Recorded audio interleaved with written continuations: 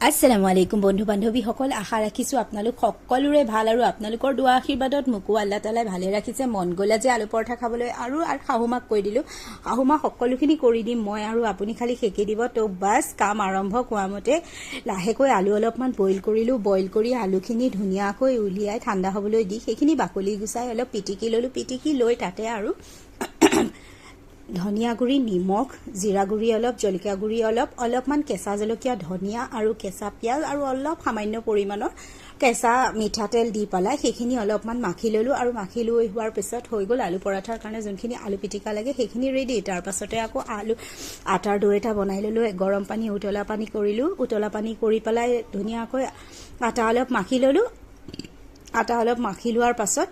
দোখিনি বনাই ললো বনাই লৈ এয়া চাওকচোন কেনেকৈ মই আলু পৰাঠা বনোৱা আৰম্ভ কৰিলো জালুকৰ গুড়ি অলপো যে দিছিলো সেইখিনি কবলৈ পাহৰিলোৱে মনত ৰাখিব অকমান জালুকৰ গুড়িও দিব এয়া চাওক কেনেকৈ আটাৰ দৌ দি লাডু লাডু কৰি প্ৰথমে লাডুটো অলপমান বেলি লওঁ বেলি পেলাই তাতে মই আলু পিটিকাখিনি